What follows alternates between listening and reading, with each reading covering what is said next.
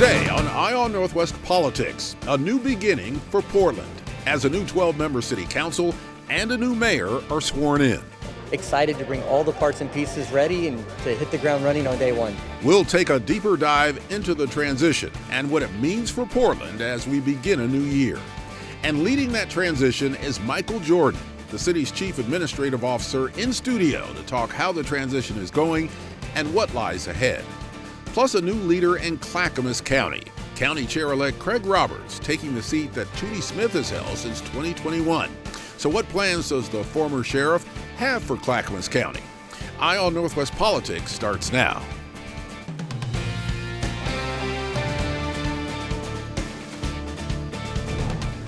Thanks for joining us. This is Eye on Northwest Politics. I'm Ken Bawdy. Let's get right to your top political headlines. Several new laws set to take effect in January. At the start of the new year, using drugs on public transit is a Class A misdemeanor. That means someone could face up to a year in jail. And a new law will make prescriptions cheaper by helping people hit their out-of-pocket maximums faster. Plus, all public school and university board meetings will have to be recorded for more transparency now. School bus safety will also get a boost. Cameras will now watch drivers who skip safety lights. For more laws set to take effect in January, head to coin.com. Portland City Council held its last meeting of 2024. It's the last time the council will consist of 5 commissioners and the mayor as it transitions to its new form of government.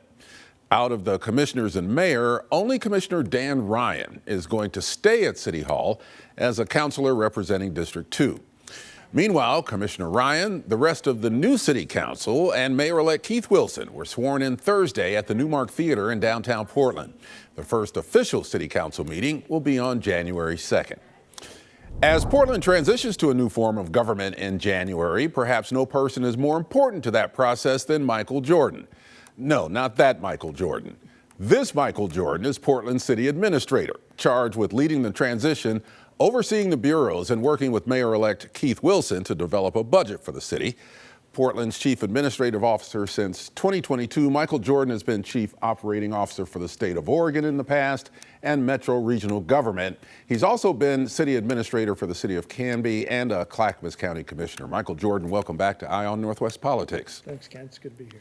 Well, Mayor-elect Keith Wilson asked you to stay on this role through 2025. Why did you decide to say yes and continue on as city administrator? My wife asked me that question. No, I'm kidding.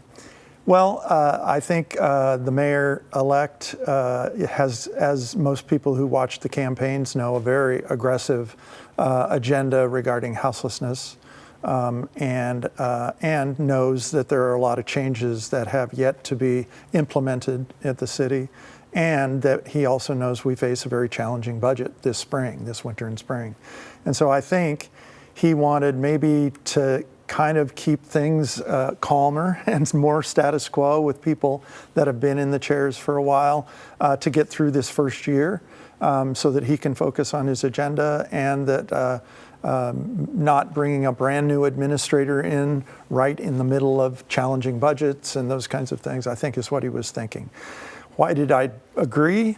Because I'm an addict. I've been an addict for 40 years, and I love public service. I've obviously become pretty invested in this transition with the city of Portland, and I really want to see it land well and get off to a great start, and so that's why we're here.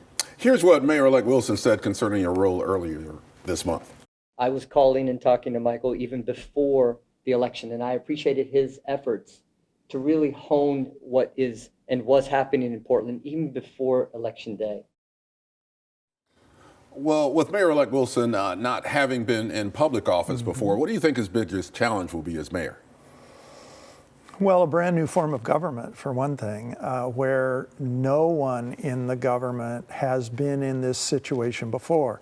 Not the new council, not the mayor-elect, and not even the staff. And so we're kind of in new territory for everybody. And I think being patient with each other, making the adjustments, being able to listen well to folks who have different perspectives on how this government ought to proceed is going to be critical. And I think it'll be a challenge for everybody, including the mayor-elect.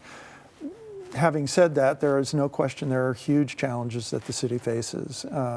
Houselessness is still a major problem. The mayor-elect really wants to tackle that, and I mentioned the budget. And so big problems, but I think the biggest challenge is going to be this new form and 13 new elected officials having to figure out their roles and their space and how they're going to work together.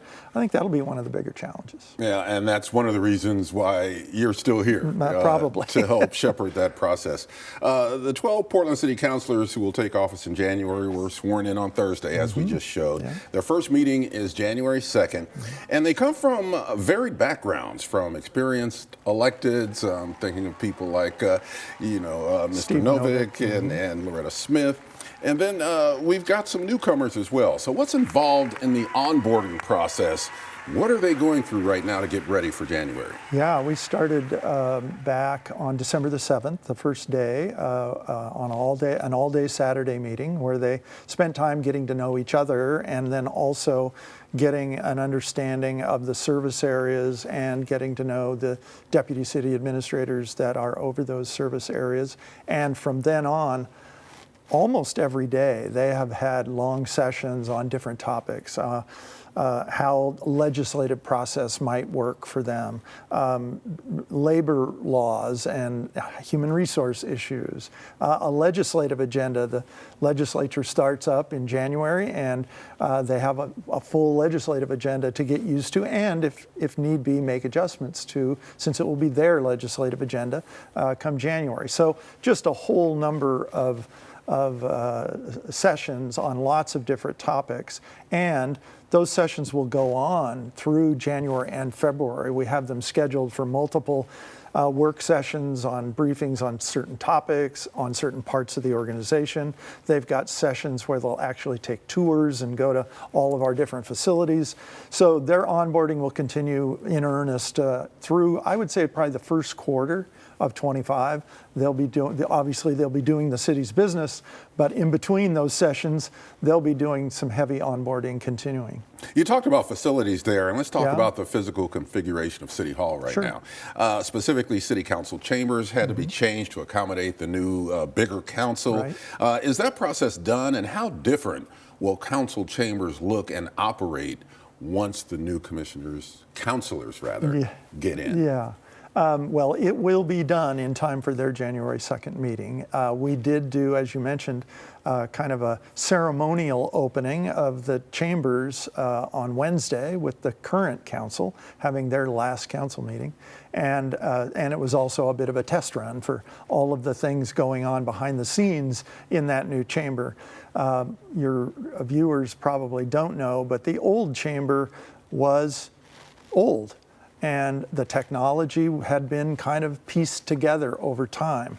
We went through COVID, where everything was remote, and now we have hybrid meetings and all of the things that have to go with that. Well, the technology was kind of band-aided together to make all that happen over the last few years, and so we've had the opportunity to get up-to-date technology, up-to-date things for broadcast purposes, for the audio-visual in the room, obviously a dais that can hold 12 rather than 5.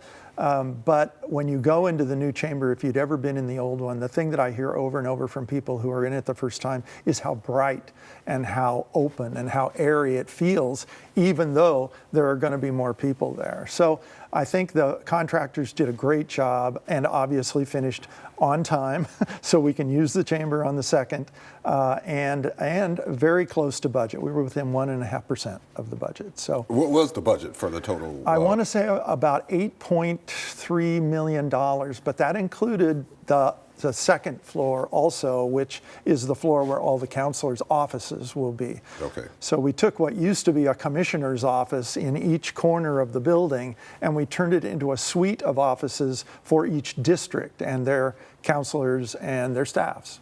Well, the most recent budget forecast, and you mentioned the budget, shows the city facing a $27 million budget gap beginning July 1st.